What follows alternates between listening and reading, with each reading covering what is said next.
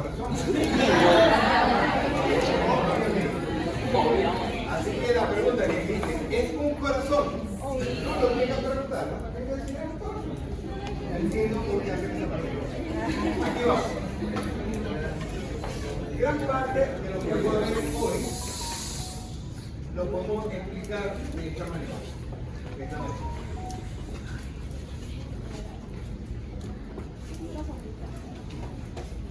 No, pero qué.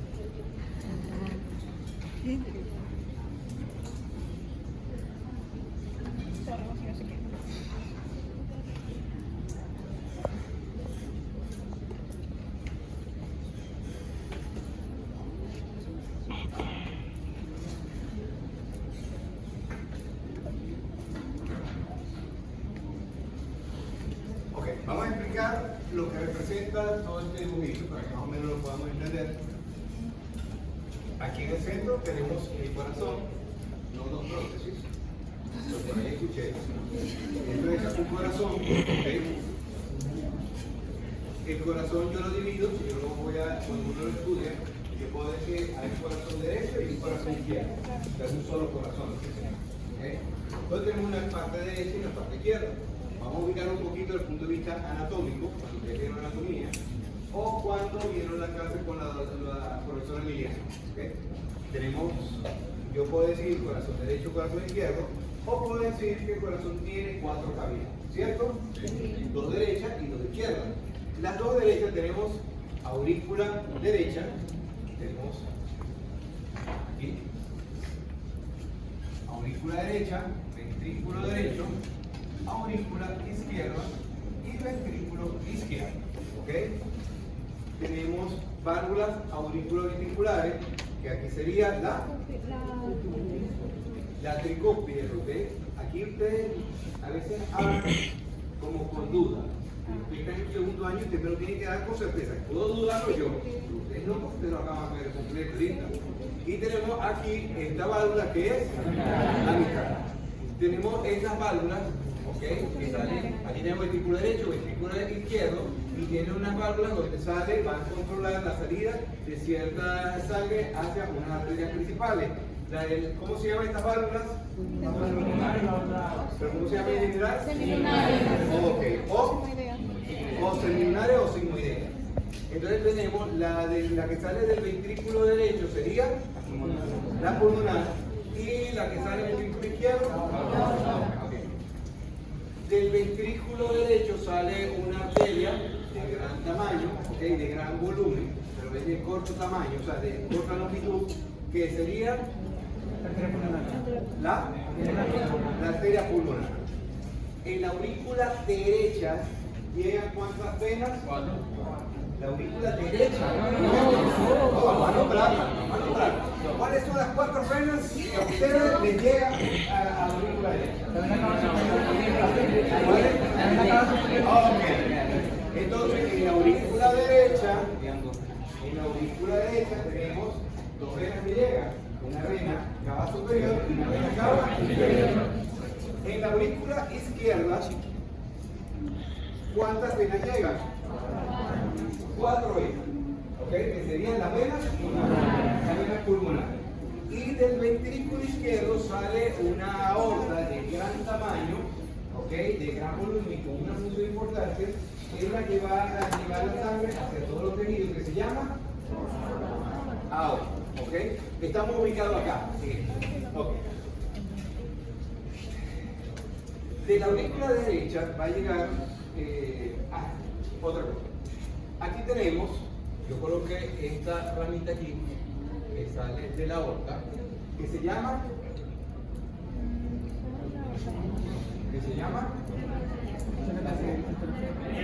la arteria coronaria, no, la bronquial. Sabemos que de la aorta sale la coronaria, pero no estamos en cardiología, estamos hablando de la parte pulmonar. Entonces sale también otra arteria que se llama las arterias bronquiales. ¿Okay?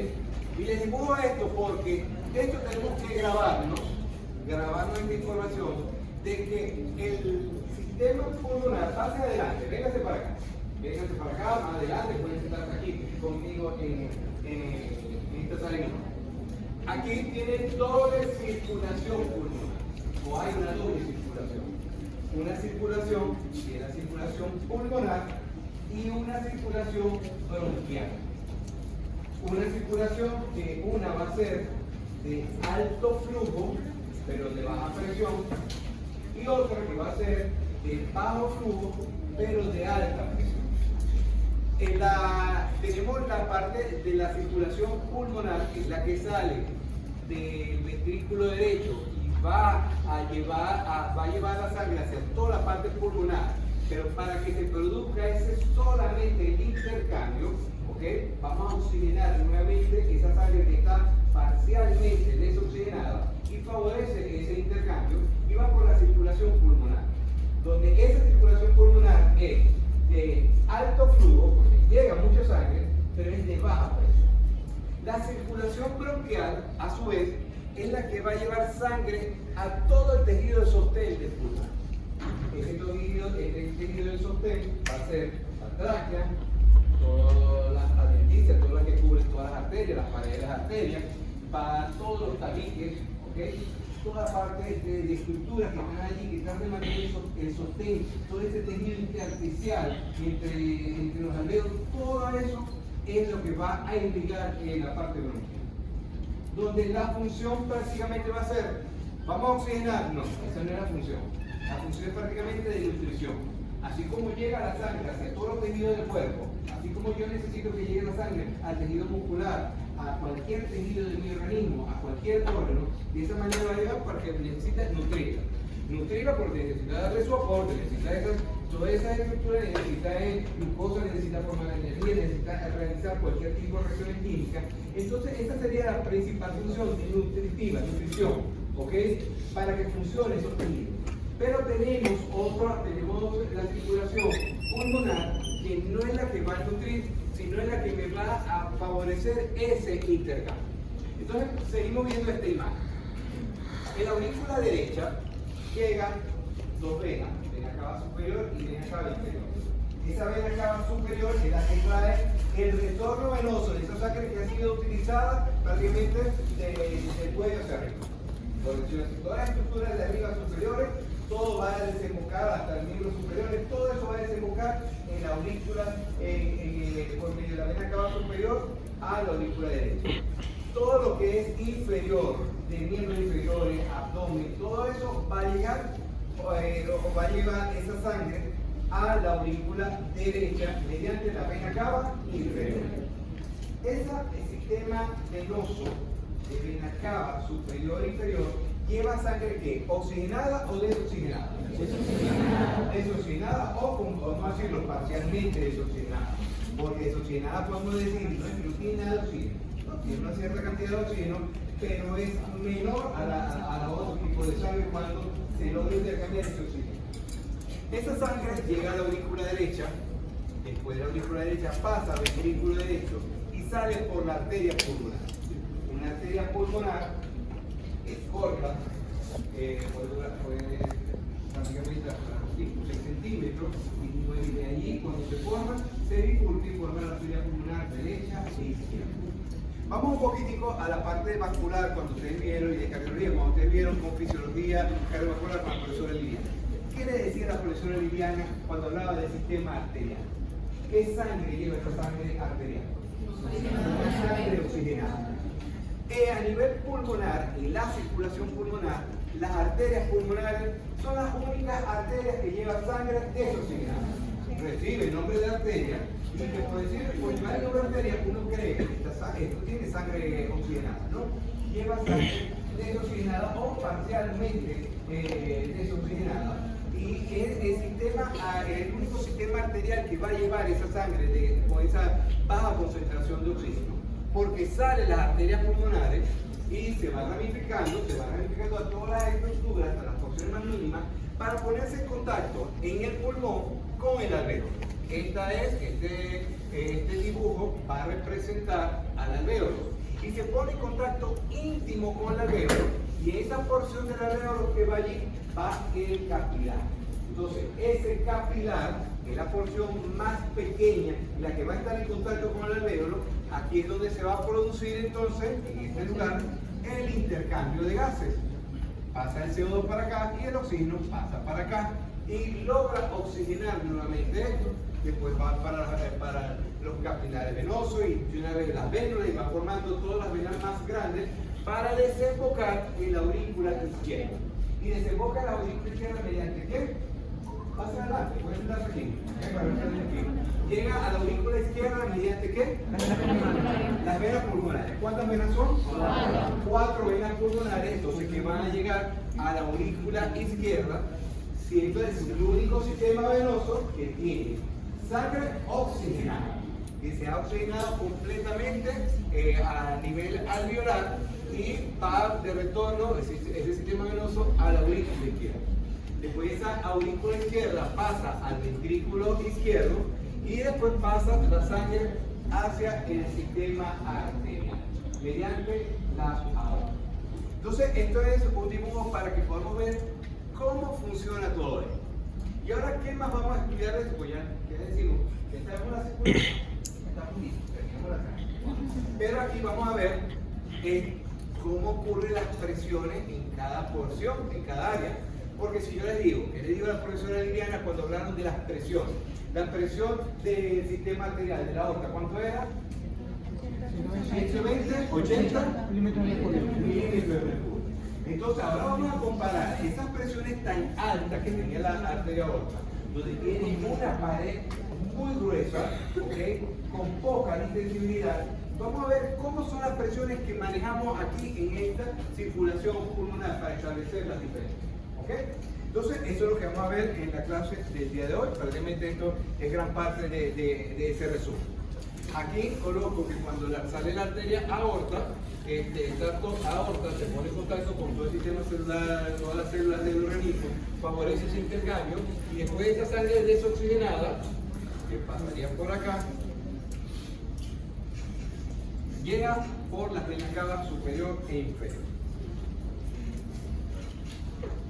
Entonces vamos a hablar hoy sobre la circulación pulmonar. Esto sí está más bonito, esto quizás está más entendible. Entonces tenemos que, aquí tenemos corazón izquierdo, corazón derecho. En el corazón izquierdo, aquí sale, esta sería vena cava inferior, vena cava superior y llega hacia la aurícula derecha. Después viene el ventrículo y del ventrículo sale la pulmonar. En la pulmonar lleva sangre, la arteria pulmonar lleva sangre desoxigenada hacia los pulmones. Aquí se produce el intercambio y viene la sangre oxigenada por el sistema venoso que sería las venas pulmonares que desemboca en la aurícula derecha. Después viene el ventrículo, aurícula izquierda. Después viene el ventrículo izquierdo donde sale la aorta. Aquí va a llevar la sangre hacia todos los tejidos. Nuevamente se produce ese intercambio a nivel celular, se produce CO2, el CO2 va otra vez de retorno al corazón izquierdo, derecho. El flujo sanguíneo pulmonar cumple distintas funciones. No solamente llevar sangre hacia los tejidos, como estamos hablando de esto, entonces sirve como filtro de partículas, ¿okay? Sirve como un mecanismo de defensa, sirve para, dentro de la circulación pulmonar hay actividad metabólica y favorece como un reservorio de sangre. Y lo del reservorio de sangre es porque las características de la pared del sistema pulmonar, las paredes prácticamente del sistema pulmonar representan como un tercio del grosor de lo que es la pared de la aorta. Y al ser más delgada esa pared del sistema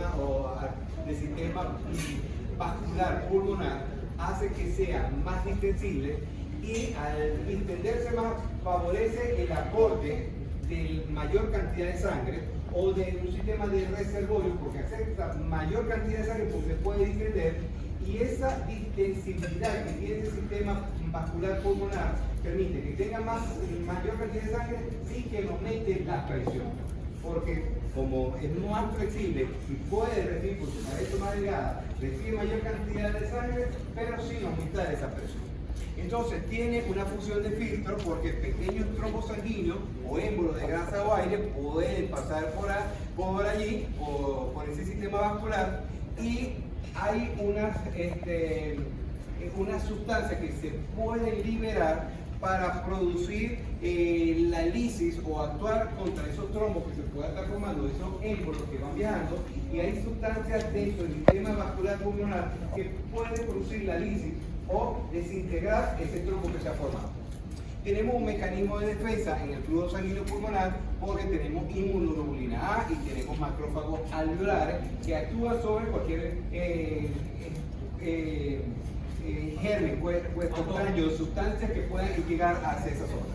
Tenemos una actividad metabólica donde hay metabolismo de hormonas, hormonas vasoactivas, por ejemplo, lo vimos cuando hablamos de la parte del sistema renina y angiotensina-aldosterona, la parte renal, y se habla nuevamente con la parte de fisiología cardiovascular, la angiotensina 2, que se libera más que todo a nivel de lo que es la circulación pulmonar. Y tenemos el reservorio de sangre que depende mucho de la elasticidad de las paredes de la vasculatura pulmonar. El flujo sanguíneo pulmonar. Entonces, hablamos de la circulación pulmonar y tenemos que comenzar primero con la arteria pulmonar. Se prolonga 5 centímetros en la punta del ventrículo derecho y se divide en dos, una derecha y una izquierda, y que va a irrigar los pulmones. La derecha sea pulmón derecho, la izquierda sea pulmón izquierda. La arteria es delgada, con un espesor de la pared aproximadamente el doble de la vena cava, pero es 1/3 de la aorta. ¿Qué quiere decir? Que es más gruesa la pared de la arteria, la pared de la arteria pulmonar, es más gruesa su pared con respecto a la vena cava, superior e inferior. Pero es solamente 1/3 de lo que representa la pared de la aorta. La pared es delgada, le confiere al árbol arterial una gran distensibilidad por esta pared, porque al ser muy delgada, al llegar mucha cantidad de líquido, en vez de aumentar la presión, no aumenta, porque sirve como un reservorio. Como es tan delgada, tiene esa elasticidad, permite esa distensión fácil que acerca mayor cantidad de líquido sin necesidad de aumentar su presión. Permitiendo a las arterias pulmonares que puedan acumular 1/2 del gasto sistólico del ventrículo derecho. Eso es lo que me va a representar. La sangre desoxigenada pasa a través del tronco pulmonar que se divide en una arteria pulmonar izquierda que entra en el pulmón izquierdo y una arteria pulmonar derecha que entra en el pulmón derecho. Las arterias pulmonares son las únicas del organismo que llevan sangre desoxigenada, lo que les estoy diciendo inicialmente. Son el único sistema arterial que lleva sangre desoxigenada, y las venas pulmonares es el único sistema venoso que lleva sangre oxigenada. El regreso de la sangre oxigenada al corazón se cumple por 4 venas pulmonares que drenan todo ese contenido a la aurícula izquierda, y que ellos van a representar lo que es el gasto cardíaco del ventrículo izquierdo. Pero tenemos una circulación bronquial. Esta circulación bronquial distribuye la sangre a las zonas de conducción. Cuando yo les digo zonas de conducción, ¿a dónde está llevando su sangre? ¿Cuáles son las zonas de conducción?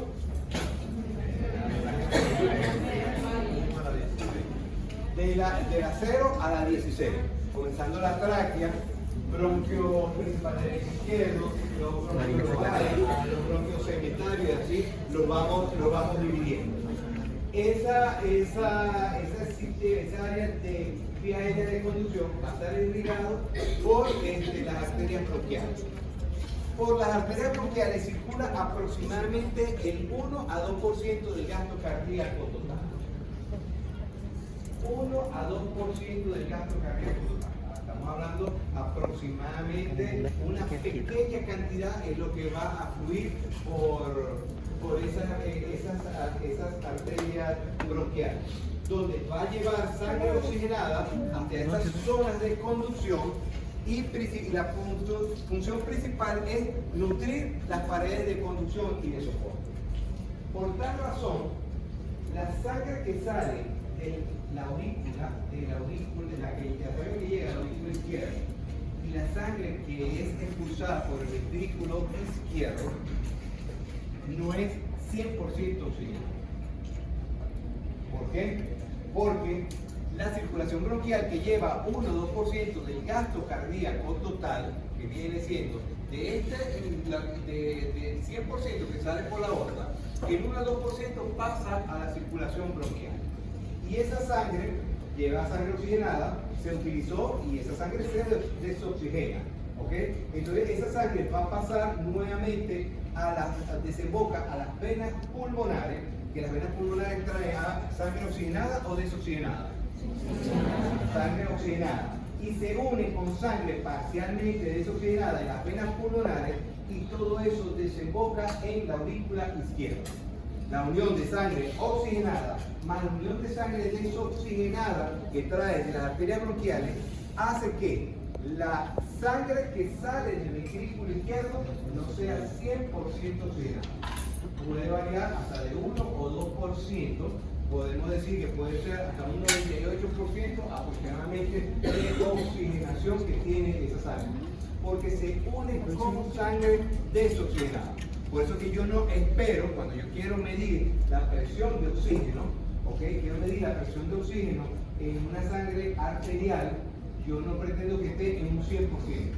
¿Por qué? Porque simplemente a nivel, a lo que la sangre que llega al corazón izquierdo no es 100% oxígeno. ¿Entendieron esto? Entonces, la circulación bronquial tiene una función de nutrición y la circulación pulmonar tiene una función de intercambio gaseoso para oxigenar. Pasa adelante, fíjense aquí, pasa adelante. Tiene una función de oxigenación para favorecer nuevamente tratar de oxigenar toda la sangre que viene del retorno venoso de distintas estructuras del cuerpo, se oxigena para volver a darle esa corte de sangre, de nutrientes, de oxígeno, otra vez hacia todos los tejidos. Las arterias bronquiales son ramas de la arteria aorta que suministra al pulmón sangre oxigenada. Esa sangre perfunde principalmente a las paredes de los bronquios, los bronquiolos, y existen conexiones entre las ramas de las arterias bronquiales y las ramas de la arteria pulmonar, aunque la mayor parte de la sangre retorna al corazón por las venas pulmonares. Gran parte de esa sangre que ya ha sido utilizada por ese tejido esotérico, por esa área de conducción, vuelve o desemboca en las venas pulmonares. Parte de la sangre drena en las venas bronquiales y vuelve al corazón a partir de la vena cava superior. Es decir, que no el 100% de la sangre va a desembocar directamente en las venas pulmonares. Una pequeña porción desemboca en la vena cava superior y va directamente, si desemboca en la vena cava superior, llega hacia dónde? A la aurícula derecha. Presiones del sistema pulmonar. Cuando hablaba de fisiología cardiovascular y daba la clase de la profesora Liliana, ella decía que hay una presión sistólica y una presión diastólica. De igual manera lo vamos a ver aquí a nivel pulmonar. Las características de la pared de la vasculatura pulmonar, el ser una pared que no es tan gruesa como la aorta, es más distensible, hace que pueda sacar volumen de sangre, pero no me altera mucho la presión. Por eso que vamos a ver que la presión en las arterias pulmonares es mucho menor a lo que vamos a ver en el sistema o en la circulación sistémica, lo que llama la circulación mayor. La presión sistólica del ventrículo derecho es aproximadamente 25 milímetros de mercurio, es la presión que vamos a ver, la sistólica, y la presión diastólica es de 0 milímetros de mercurio. Algunos libros lo colocan 1 milímetro de mercurio, de 0 a 1, que sería la presión diastólica del ventrículo derecho. Con una media aproximadamente de 15 milímetros de mercurio. Eso sería la presión en la arteria pulmonar, en el ventrículo derecho y en el ventrículo, la presión diastólica del ventrículo derecho. Sería 25 y de 0 a 1. Cuando sale la sangre y va hacia la arteria pulmonar va a tener unas presiones que pueden ser similares en algunas partes y diferentes en otras partes. Cuando sale la sangre del ventrículo y llega va a pasar a la arteria pulmonar, y hay el cierre de las arterias, de las válvulas pulmonares, se cierra, se produce una caída importante de la presión diastólica del ventrículo derecho, por lo que la presión diastólica del ventrículo derecho es de 0 a 1, ¿ok? Como hay un cierre importante de la válvula pulmonar, al cerrar bruscamente eso se produce una caída súbita de la presión diastólica del ventrículo derecho. Por eso es que la presión diastólica del ventrículo derecho es de 0 y la presión sistólica es de 25. Esas son las presiones que vamos a manejar en el ventrículo. ¿Qué ocurre en las arterias pulmonares? En la sístole es igual al ventrículo derecho. Si es igual al ventrículo derecho, la presión sería de 25 milímetros de mercurio. Pero en la diástole cae lentamente a diferencia del ventrículo derecho. Recuerden que la caída del ventrículo derecho es por el cierre de la válvula pulmonar, que hace que caiga rápidamente esa presión. Pero esa caída en la arteria pulmonar es mucho más lenta. Por eso que la presión del ventrículo, de la arteria pulmonar, la presión diastólica, no es de 0, como lo vemos en el ventrículo derecho, sino es de 8 milímetros de mercurio. Y aquí sí es la media, no es la media acá, como le había dicho 15, sino la media de 15 milímetros de mercurio de la presión de la arteria pulmonar. Repito, para que no haya error. Aquí yo estoy dando dos tipos de presión. Una presión del ventrículo derecho y una presión de la arteria pulmonar. El ventrículo derecho, la sistólica es de 25 milímetros de mercurio y la diastólica es de 0 a 1 milímetro de mercurio. En la arteria pulmonar tenemos la sístole de 25 milímetros de mercurio, la presión arterial pulmonar diastólica es de 8 milímetros de mercurio y la presión arterial media es de 15 milímetros de mercurio. Hay una presión de enclavamiento. Esta presión de enclavamiento es una presión que se utiliza para poder medir, estimar o acercarnos un poco a qué es lo que está ocurriendo en esas arterias pulmonares pequeñas o qué es lo que está ocurriendo a nivel de la aurícula izquierda. Porque es muy difícil poder estimar o poder decir qué es lo que está ocurriendo en esa zona. ¿Okay? En esa zona es bastante difícil de poder medir esa presión. Entonces, para yo poder medir todo lo que está ocurriendo en ese sistema venoso pulmonar, esa vasculatura pulmonar más distal que está más cerca de la aurícula izquierda, o para yo poder medir cuál es la presión de la aurícula izquierda, yo lo hago mediante una medida estimada, indirecta, de lo que está ocurriendo allí. Entonces, yo lo puedo medir mediante colocando un catéter, ¿okay? Y midiendo esa presión a distancia. Entonces, la presión pulmonar de enclavamiento representa la presión de una rama de la arteria pulmonar. Es una medición indirecta de la presión de la vena pulmonar y de la aurícula izquierda y es un medidor de la precarga de la aurícula izquierda, porque yo no puedo medir la aurícula izquierda, esa presión. Entonces, ¿cómo lo hacemos? Lo hacemos mediante la colocación de un catéter que se llama Swansgat, ¿okay? Que mide la presión de la arteria pulmonar enclavada o en cuña. Ahí me detengo. Cuando yo voy a hacer una especie de colocación de un catéter de Swansgat, yo lo puedo hacer comenzando por el sistema venoso. Ese sistema venoso puede ser, yo lo puedo buscar por una vena del cuello o por una vena femoral, por la parte femoral, o yo la puedo utilizar directamente por uno de los miembros superiores y voy a introducir ese catéter, va a llegar hacia la vena cava, sea superior o inferior, por donde depende por donde yo esté entrando, llega a la aurícula derecha ese catéter, después esa aurícula derecha llega al ventrículo derecho, después de ese ventrículo derecho yo voy hacia la arteria pulmonar. Y es como ese catéter va pasando por todas estas partes, lo que quiere decir que la aurícula derecha, lo que quiere decir que el ventrículo derecho, yo puedo medir esa presión directamente, porque el catéter va para allá. Pero el problema es cómo yo tengo que llegar ese catéter hasta el ventrículo derecho. Miren todo lo que tendría que hacer ese ventrículo, porque tiene que atravesar todo el árbol bronquial, atravesar los capilares pulmonares para llegar al sistema venoso y poder llegar a la aurícula izquierda. Es imposible. Entonces yo voy introduciendo el catete, hasta que llega un momento que ya no pasa más. Hasta ahí llegó. Lo que podemos decir que en ese momento se detuvo o se enclavó. Entonces en ese momento yo ahí voy a medir la presión. Y que me va a estimar la presión, me va a decir lo que está ocurriendo en la parte, en la circulación detrás de ese enclavamiento. Es decir, si yo aquí estoy introduciendo el catéter, y voy pasando por acá, y se enclava acá, entonces llegó el catéter y se enclavó en esta zona, aquí yo hago una medición que va a estimar las presiones que está ocurriendo en esta zona, hasta la aurícula izquierda.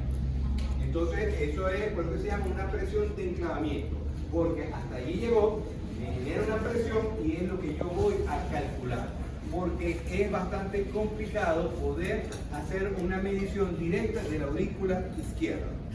Entonces, aquí lo hacemos mediante una cateterización de la arteria pulmonar que me permite hacer diagnóstico de la causa de edema pulmonar.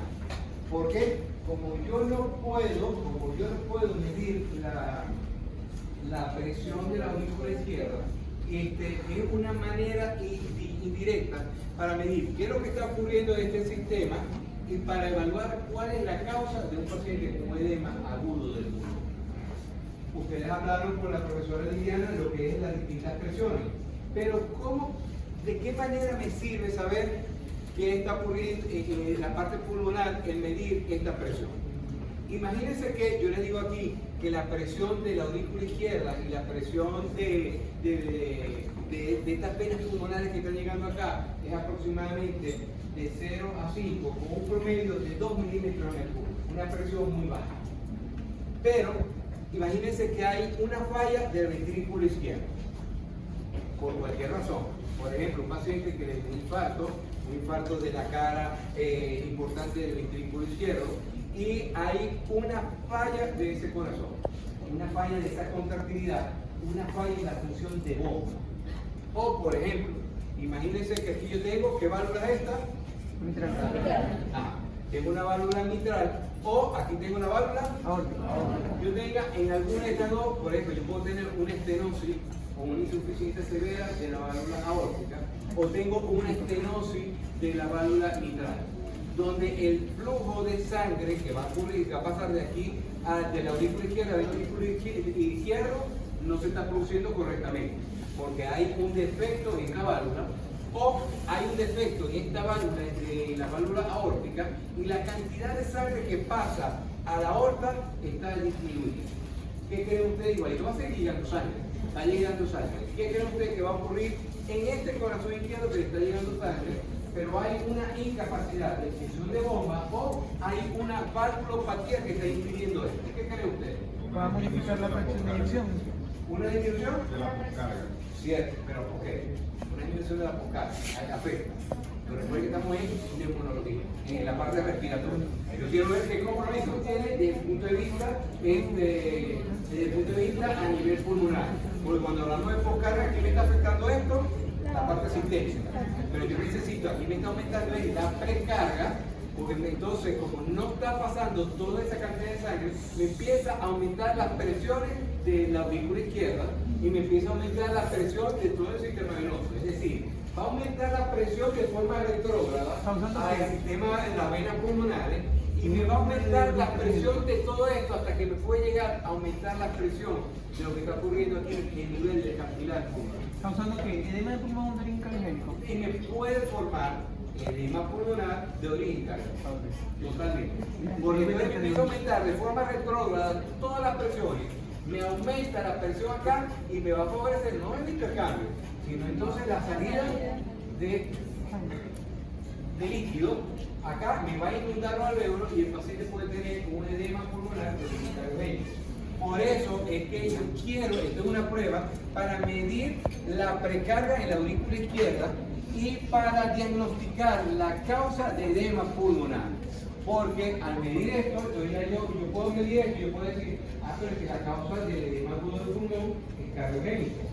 ¿Y por qué yo lo quiero medir? Porque hay causa de edema pulmonar de origen no cardiogénico.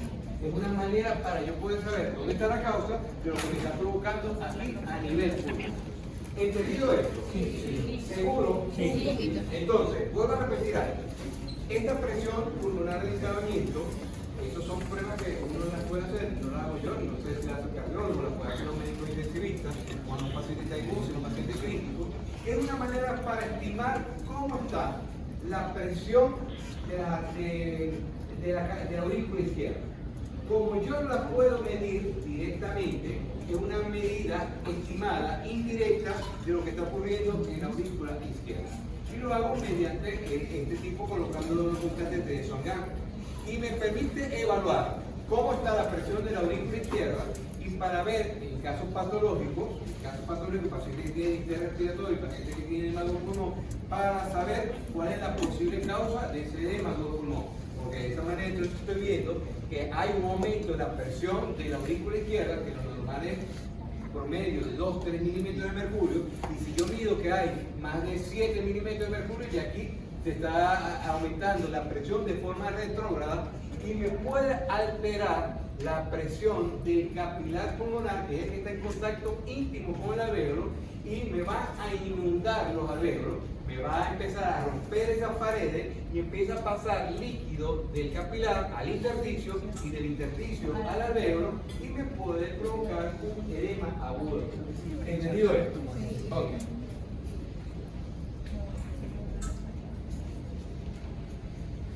Entonces, aquí esto es una medida para, aquí como, este es una medición, una colocación del catéter de Swan-Ganz, ¿ok? Aquí lo están haciendo, entra por una vena del cuello, ¿ok? Llega a la aurícula derecha, llega al ventrículo derecho, pasa a la circulación pulmonar por la arteria pulmonar hasta que llega un momento que se enclava y es una medida para evaluar lo que está ocurriendo aquí, que es en la aurícula izquierda.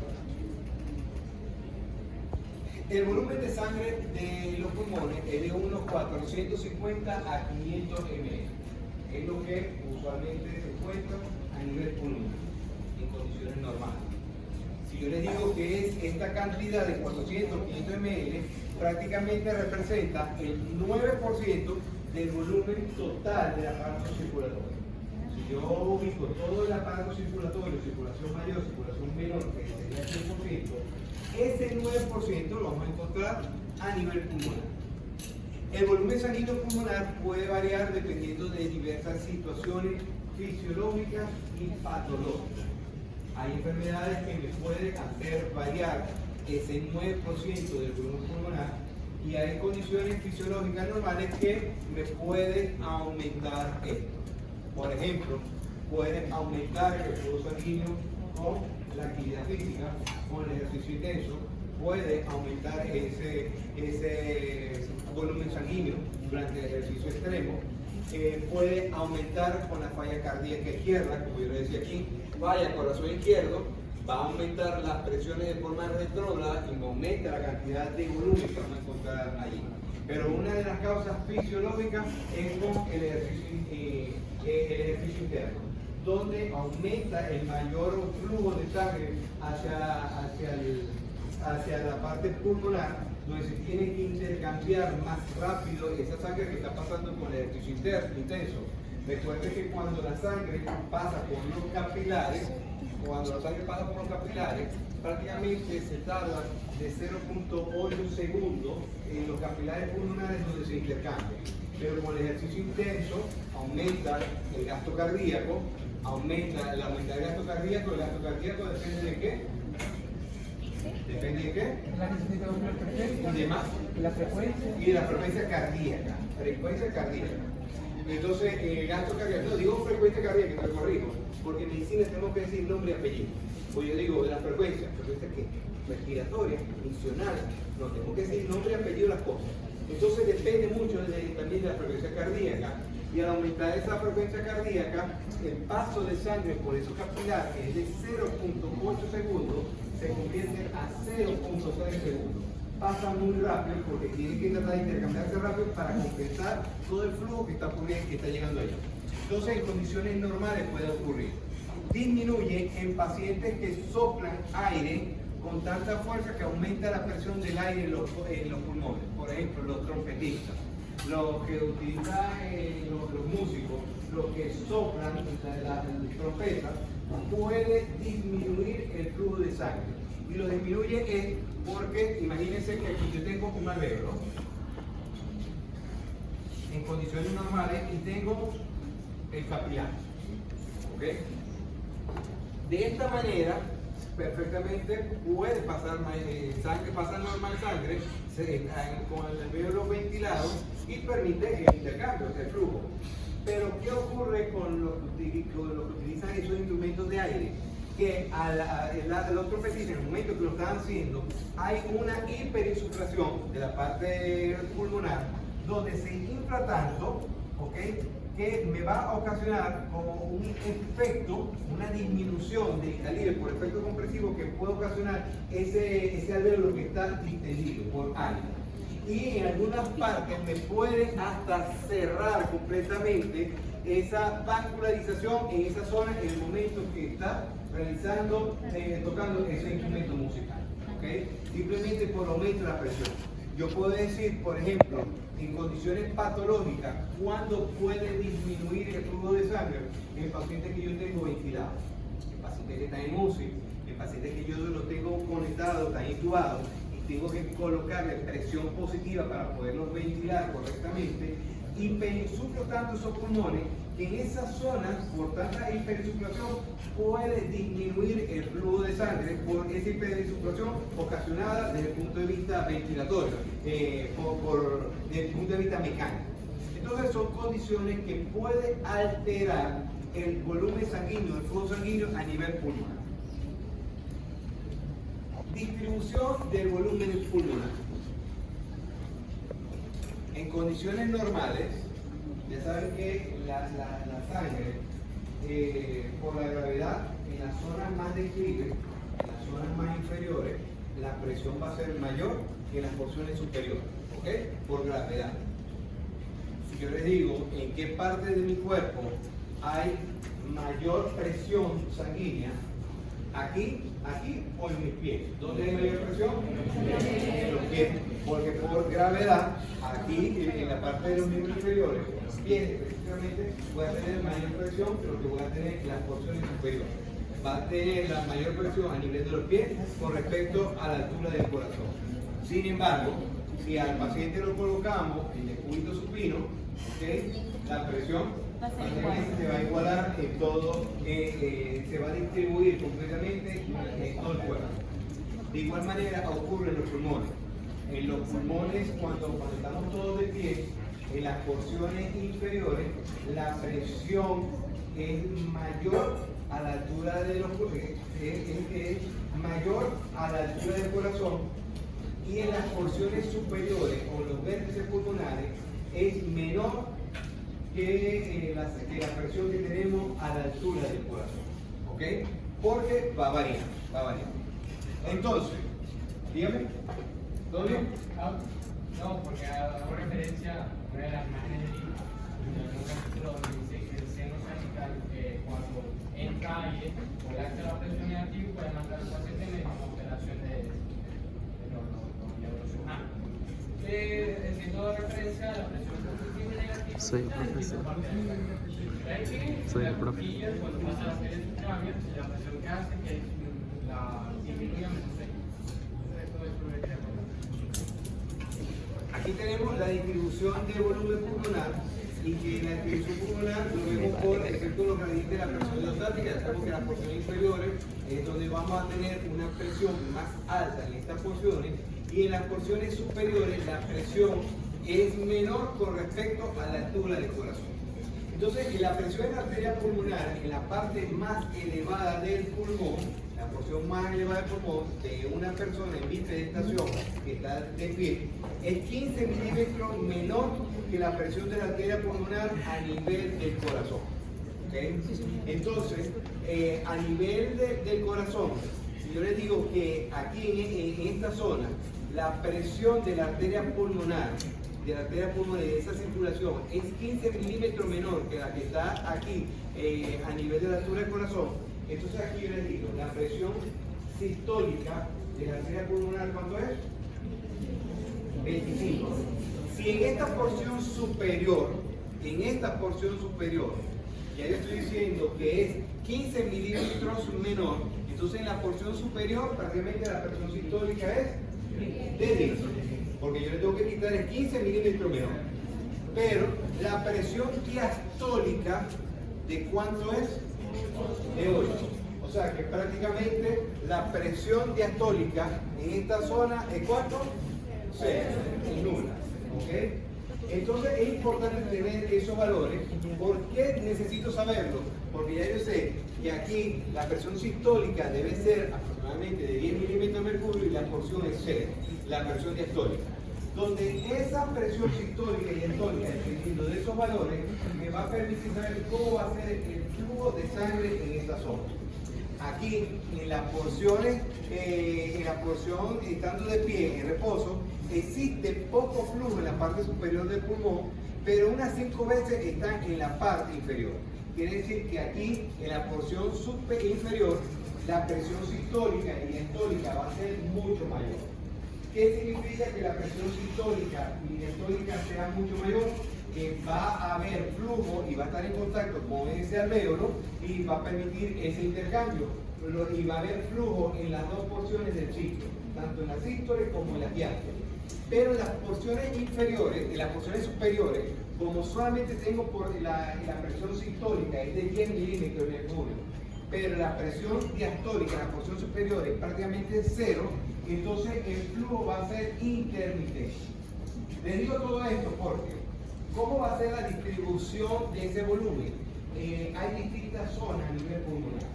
Está descrito que la zona a nivel pulmonar es zona 1, zona 2 y zona 3. Pero en condiciones normales solamente vamos a ver a nivel pulmonar zona 2 y zona 3.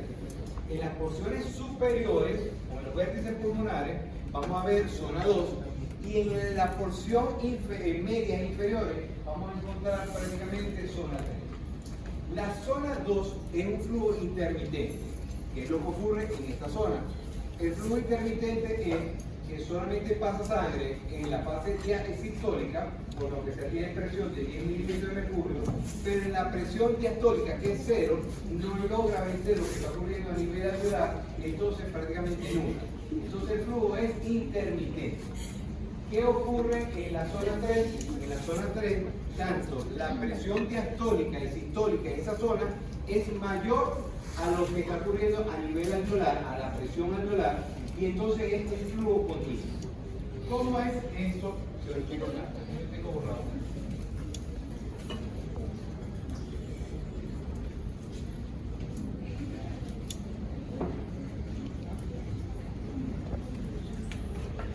Aquí yo tengo una presión alveolar y tengo el capilar. Para que se produzca flujo por esta zona, la presión del capilar tiene que ser mayor a la presión alveolar para que ocurra flujo. Si no, no va a ocurrir. Entonces, ¿qué ocurre en la zona 2? Que la presión sistólica es mayor a la presión alveolar, pero la presión diastólica es menor, y por eso solamente pasa sangre por esta zona o por medio de la fase sistólica, pero en la fase diastólica no pasa sangre porque no es mayor a la presión alveolar. Lo que quiere decir que el flujo es intermitente. Ocurre flujo cuando es la presión sistólica, pero en la diastólica no ocurre flujo. ¿Okay? Por eso que es intermitente. ¿Cuándo decimos nosotros que la presión es en zona 3 o es continua? Es continua cuando la presión sistólica y la presión diastólica es mayor en las dos fases, mayor que la presión alveolar, y va a favorecer el flujo continuo. En algunas condiciones patológicas, por ejemplo, cuando yo estoy ventilando a un paciente, cuando yo lo tengo intubado y estoy dando esa presión positiva, en esos momentos la presión alveolar puede ser tan importante que es mayor que las dos presiones, presión sistólica y diastólica, y por eso en ese momento es zona 1, que es donde no hay, es una zona donde no hay flujo, donde yo puedo decir en esta zona que prácticamente llega hasta acá. No hay flujo en esta zona, en esta parte, porque la presión alveolar es tan alta que supera la presión sistólica y diastólica y no hay flujo en esta zona. Esta sería la zona 1. Vamos a verlo aquí, un esquemático. Aquí tenemos la distribución de los volúmenes pulmonares. Sí, qué horrible se Distribución ve. de volumen pulmonar. Tenemos zona 1, zona 2 y zona 3. La zona 3 es una zona que es totalmente un flujo continuo durante la sístole y la diástole. Va a ser superior a la presión alveolar y favorece el flujo. En la zona 2, que es donde vamos a encontrar que el flujo, aquí tenemos la presión del capilar y la presión alveolar. La presión aquí del capilar es mayor en la presión sistólica, pero no en la diastólica. Por eso que vemos que aquí hay un flujo intermitente. Pasa la sangre durante la sístole, pero durante la diástole no. ¿Okay?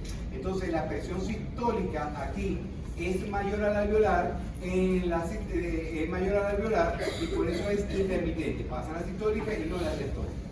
En la zona 1, prácticamente aquí vemos que es una zona, una arteria capilar está bastante comprimido, donde hay una ausencia de flujo en todo el ciclo cardíaco, porque la presión del capilar local en esa zona nunca es mayor a la presión alveolar. ¿Qué quiere decir? Que para que exista flujo, sea intermitente o sea continuo, la presión del capilar en una fase del ciclo cardíaco o en las dos fases del ciclo cardíaco tiene que ser mayor a la alveolar. Si solamente ocurre aumento de la presión del capilar en el ciclo de la fase sistólica y no en la diastólica, es una zona 2 donde es un flujo intermitente. Pasa sangre y deja de pasar. Pasa sangre y deja de pasar. Pero cuando la presión sistólica y diastólica es mayor a la presión alveolar, es un flujo continuo y llamaríamos zona 3. Eso es cuando el paciente está de pie. Pero cuando yo acuesto al paciente y lo pongo totalmente de cúbito supino, como se distribuye el líquido completamente y todo está a la altura del corazón, entonces todo se convierte en esa posición en una zona 3. ¿Okay? Estando acostado en condiciones normales, en condiciones fisiológicas, el paciente va a estar en una zona 3. ¿Entendido esto? Sí. Oh. Dígame. Un capilar, un alveolar cerrado, por eso mismo que pasar con el alveolar en esa zona, cuando hay un alvéolo, que está, vamos a decirlo, yo puedo decirlo cerrado, ¿no? Yo puedo decirlo cerrado.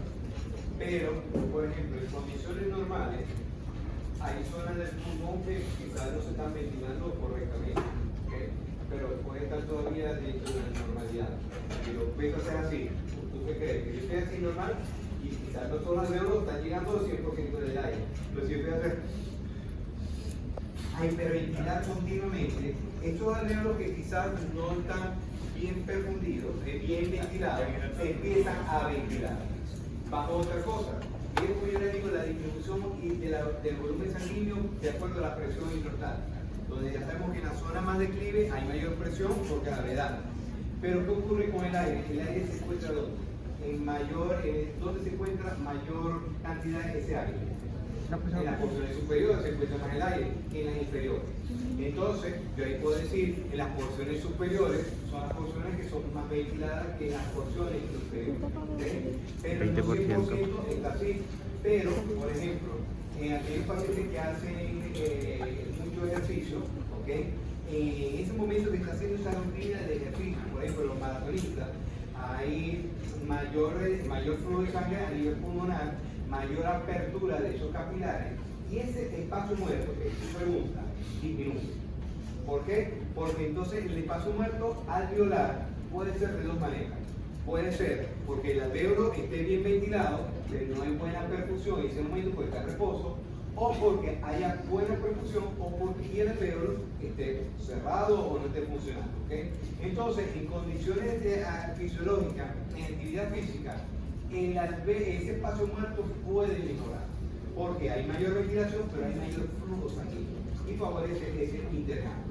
Porque todo depende mucho de si hay zonas, si hay intercambio o no. Entonces, ya al favorecer ese intercambio, porque aumentó el volumen sanguíneo, entonces en ese momento disminuye este espacio.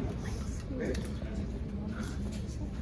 Esto sería lo que está, lo que sería la zona 1, lo que describen los libros, que tenían los vértices, la zona 1, zona 2 y zona 3. Sin embargo, en los mismos libros, comenzando hasta por el de Gator, dice que a pesar que zona 1 lo coloca en las porciones más superiores, la zona en general, en los pulmones, es prácticamente zona 2 y zona 3, que sería zona 2 esta parte, y de la zona media y basal es la zona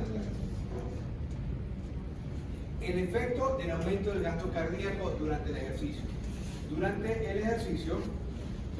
el ejercicio vigoroso, el flujo a través de los pulmones aumenta de 4 a 7 veces cuando estamos haciendo alguna actividad. Al aumentar la cantidad de flujo sanguíneo, imagínense si empieza a llegar mayor flujo sanguíneo, el deber ser es que empiece a aumentar la presión. Este es el deber ser usando la lógica. Pero, ¿cómo se produce el aumento del flujo sanguíneo a nivel pulmonar sin afectar que quede todo dentro del funcionalismo normal del aparato circulatorio pulmonar?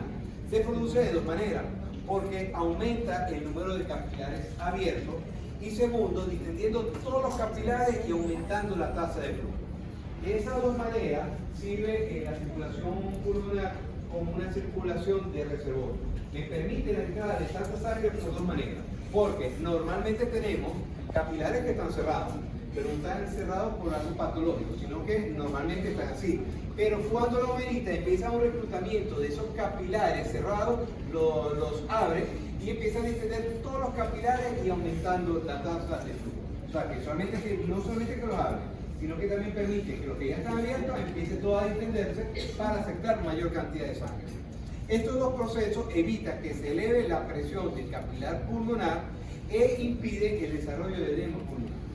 Si esto no ocurriera normalmente, cada vez que hacemos alguna actividad física, que estamos haciendo un ejercicio intenso, vamos a terminar todos con edema agudo pulmonar. Entonces, por eso que cuando nosotros estamos haciendo una actividad deportiva que aumenta el flujo sanguíneo pulmonar, por eso no realizamos edema o no presentamos edema agudo pulmonar, por estos dos mecanismos. Hay una vasoconstricción hipóxica, que es la vasoconstricción que se produce por disminución de la presión de oxígeno a nivel del alvéolo con el capilar. Cosa distinta ocurre a nivel de la circulación sistémica. Cuando en la circulación sistémica, cuando hay poca presión de oxígeno en el tejido, produce vasodilatación. ¿Okay? A nivel pulmonar ocurre lo contrario. Ocurre lo contrario, que cuando hay buena ventilación, hay buena circulación. Pero ocurre que también que cuando hay una disminución del oxígeno en uno de los alvéolos, se desencadena o liberación de sustancias vasoconstrictoras, como la endotelina, por ejemplo, o liberación de sustancias vasodilatadoras, como por ejemplo el óxido nítrico, ¿okay? Disminución del óxido nítrico o aumento de la endotelina. Todo en respuesta a la disminución de la presión de oxígeno anular. Entonces produce una vasoconstricción hipóxica debida a la disminución de la presión de oxígeno a nivel del alvéolo. ¿Qué es lo que hace esto? Que se distribuya el flujo sanguíneo a las zonas más ventiladas. ¿Ok? Vuelvo a decirlo, esto todo es muy sano. Si por algún proceso hay una disminución de la presión en uno de los alvéolos, para que no me altere ese intercambio gaseoso, entonces simplemente distribuye la sangre que debió pasar por acá, lo distribuye para los otros alvéolos que sí están bien ventilados y que tienen buena presión de oxígeno. ¿Entendieron eso? Sí. Ok. Aquí, esta vasoconstricción hipóxica, una de las teorías que dice que puede aumentar, aumenta por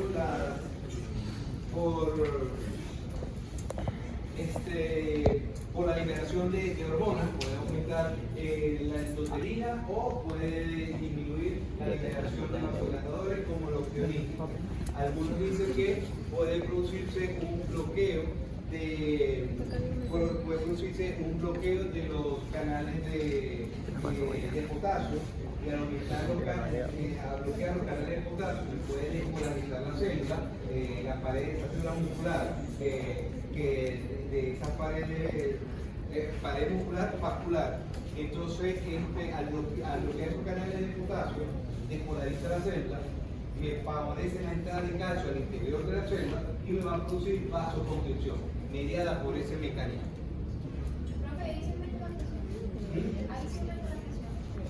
No debería aumentar la presión porque hay una redistribución del flujo hacia otra zona. O sea, evidentemente va a disminuir la presión porque va a pasar flujo en esa zona, en esa vena. Pero se distribuye el flujo hacia las otras zonas. ¿Okay? Pero no me la va a aumentar. Entonces, la vasoconstricción hipóxica representa el aumento de la resistencia vascular pulmonar por disminución del gas alveolar por debajo de 70 milímetros de mercurio. A diferencia de los vasos sistémicos, la hipoxia alveolar provoca vasoconstricción de las pequeñas arterias pulmonares y se acentúa más con la hipercapnia y el pH disminuido o una acidosis respiratoria. El mecanismo es no conocido, sin embargo, la hipoxia alveolar induce liberación de sustancias vasoconstrictoras como la endotelina o disminución de sustancias vasodilatadoras como el óxido nítrico. El efecto nervioso a nivel de la vasculatura ejerce poca función en el control normal de la función sanguínea pulmonar, a diferencia del efecto nervioso que actúa sobre la vasculatura sistémica. La estimulación de las fibras vagales de los pulmones causa ligero descenso de la resistencia vascular pulmonar. La estimulación del sistema simpático ejerce un ligero aumento de la resistencia vascular pulmonar. Ambos efectos simpáticos y parasimpáticos son muy insignificantes, distintos a lo que ocurre a nivel sistémico. Aquí, dentro de la circulación pulmonar, por el aumento de la presión de la aurícula izquierda, ya esto lo hemos conversado, que es lo que ocurre cuando hay insuficiencia cardíaca izquierda. La insuficiencia cardíaca izquierda puede ser por una valvulopatía o por una insuficiencia hay una alteración de la capacidad contráctil del corazón izquierdo, y como no puede bombear y disminuye su gasto cardíaco, va aumentando siempre esta precarga y va aumentando la presión. Entonces, el aumento de la presión de la aurícula izquierda, que puede normalmente es de 2 o 3 milímetros, comienza esta parte, el inicio es cuando empieza a aumentar por encima de 7 milímetros de mercurio. Al aumentar esto favorece una expansión o aumento de la presión de forma retrógrada y empieza a aumentar o a expandir las venas pulmonares, que son las que van a ir desembocando a nivel de la aurícula izquierda. Entonces esto va a generar prácticamente mayor aumento de la presión en lo que es la aurícula izquierda, y va a seguir aumentando la presión de forma retrógrada hasta que puede comprometer los capilares pulmonares. Y cuando aumenta la presión de los capilares pulmonares es cuando puede haber una extravasación de líquido a nivel del espacio del capilar pulmonar, y empieza a salir el líquido hacia el intersticio y líquido a nivel del alveolo. Los capilares. Hemos hablado de los capilares, ahora vamos a hablar de esta zona, ya falta poquita diapositiva. Los capilares pulmonares cubren las paredes alveolares. Los capilares pulmonares, muchos de estos lo consideran como que estuvieron todos adosados unos con otros y forman como una especie de una sábana de sangre que cubre completamente la pared, que a veces permite, es difícil diferenciar un capilar del otro porque están todos adosados unos con otros. Los capilares pulmonares tienen una presión media de 7 milímetros de mercurio aproximadamente. La sangre pasa por el capilar en un tiempo de 0,8 segundos, prácticamente de 0,8 segundos. Y si aumenta el gasto cardíaco, lo que le decía hace rato, por aumento del gasto cardíaco, dependiendo del aumento de la frecuencia cardíaca, entonces ese tiempo de paso de sangre por ese capilar se acorta a 0.3 segundos. El intercambio capilar de líquido, entonces, ¿cómo ocurre? Aquí vamos a ver que hay distintos tipos de presión. ¿Okay? Una presión alveolar, una presión del capilar y una presión del intersticio. Aquí tenemos un intersticio. Me voy para la siguiente.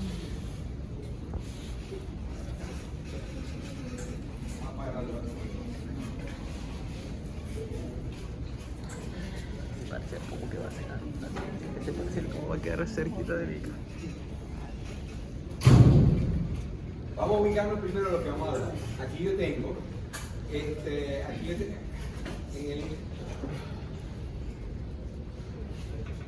cuando hablamos del intercambio del capilar del líquido del capilar, yo aquí yo tengo, este es el alvéolo, este es el espacio intersticial y tengo el capilar. Tanto en el capilar como en el intersticio y en el alvéolo tiene que haber presión. Presiones como cuando hablamos en la cápsula de Bowman a nivel del glomérulo cuando se filtraba, tiene que haber presiones de lado y lado que van a favorecer o van a evitar este proceso de filtración del líquido del capilar y evitar de cierta manera que inunde el alvéolo. Vamos a la anterior. La presión del capilar pulmonar es baja, aproximadamente de 7 milímetros de mercurio. Diferencia a los tejidos periféricos, que decíamos que era de unos 17 milímetros de mercurio. La presión en el líquido intersticial del pulmón es ligeramente más negativa que el tejido periférico. Es una presión negativa, prácticamente es una presión de succión que vamos a tener aquí. Los capilares pulmonares son relativamente permeables a las moléculas proteicas, de modo que la presión coloidosmótica del líquido intersticial pulmonar es de 1,14 milímetros de mercurio. Esta presión coloidosmótica es una presión, la presión coloidosmótica es la presión del líquido intersticial, es una presión que favorece o que evita la salida del líquido. Favorece, porque es una presión de succión. Esa salida de proteína que vamos a encontrar en ese líquido intersticial va a favorecer el arrastre del líquido del capilar hacia el líquido intersticial. Las paredes alveolares son extremadamente delgadas y el epitelio alveolar que reviste las superficies alveolares se rompe fácilmente. Por tal razón permite que el líquido de los espacios intersticiales inunde los alveolos.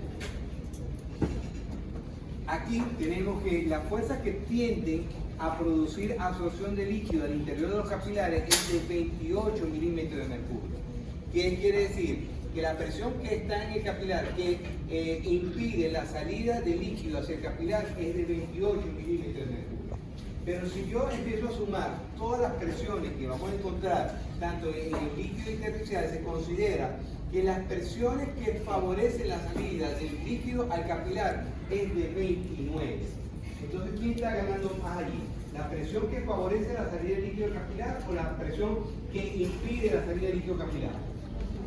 Aquí en este caso gana la presión que favorece, porque la presión total que favorece la salida del líquido del capilar hacia el intersticio es de 29. La presión que impide, que es medida por la presión coloidosmótica del capilar, que impide la salida del líquido hacia el espacio intersticial, ¿cuál es? 28. O sea que tiene una presión positiva, una presión que favorece de 1 milímetro. O sea, esa presión de 1 milímetro de mercurio es la presión que favorece continuamente la salida de los capilares hacia el espacio intersticial. Entonces, si llegamos a eso, podemos decir que esos alvéolos están en constante riesgo de que se pueda inundar fácilmente de líquido. Pero los alvéolos tienen cierta cantidad de líquido, lo hemos dicho en la primera clase. Los alvéolos tienen una fina capa interna tapizada por líquido, eso es en condiciones normales. Pero si yo los inundo completamente, los lleno mucho de líquido, cuando vamos a producir edema agudo de pulmón, alteración del intercambio gaseoso, etc.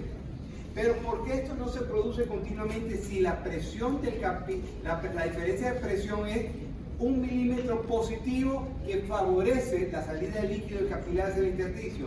Porque aquí yo también tengo otra cosa, que es el drenaje linfático.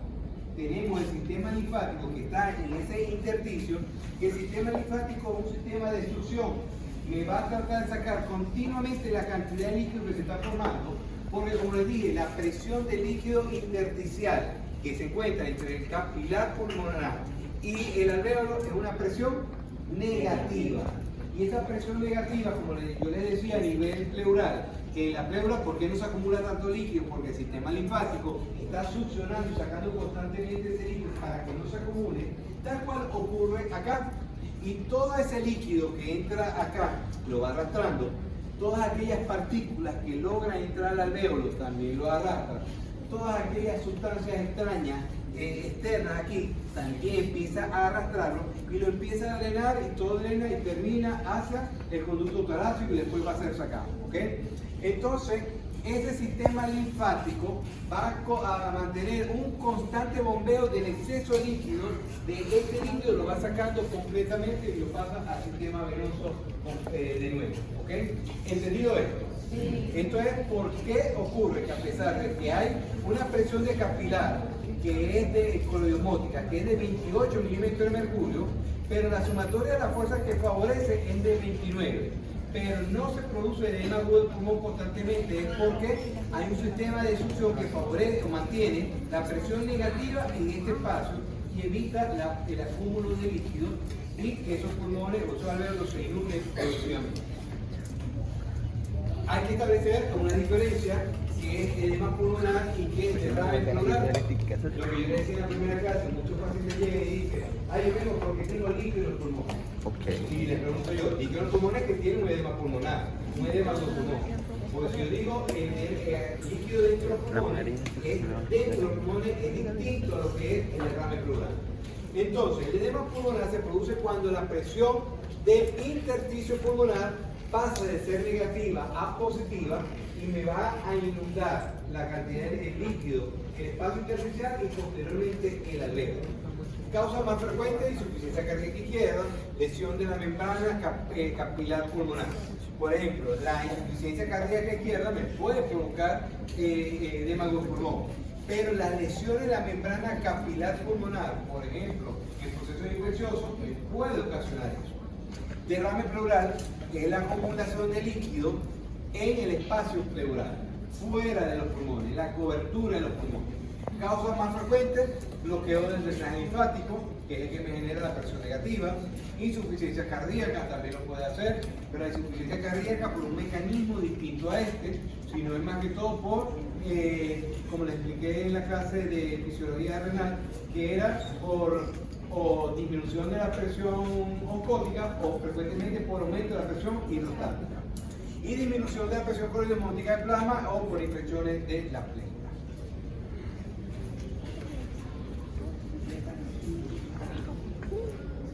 Ok, bien, vale, ya va, chicos.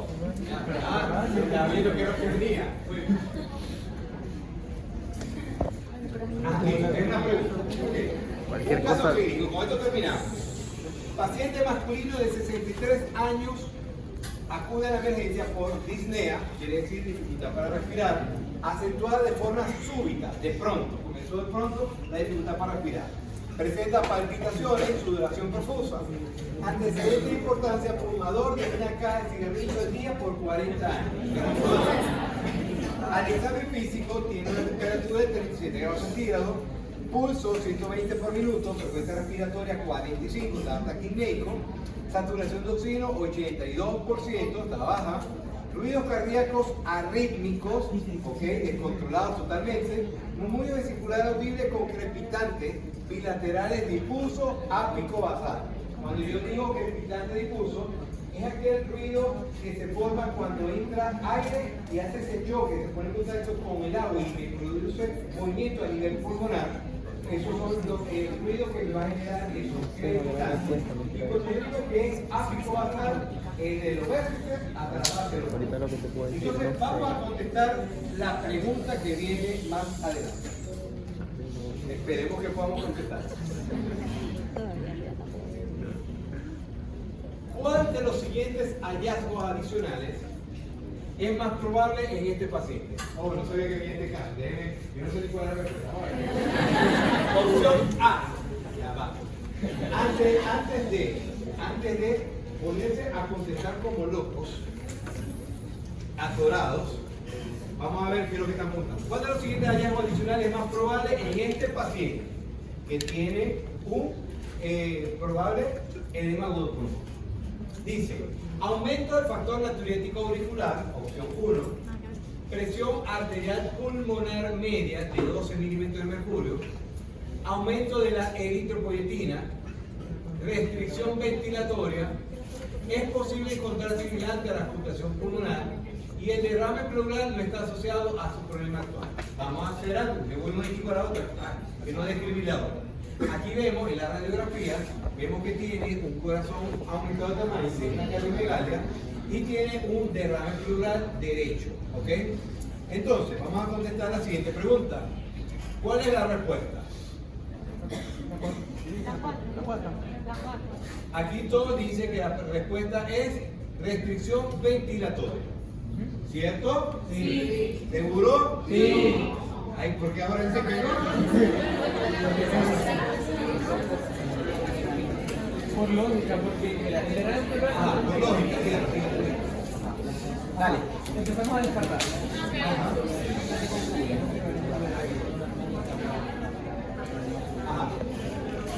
El derrame pleural no está asociado a su problema actual. Si nos vamos a la imagen de la diapositiva anterior, vemos que la aorta, la imagen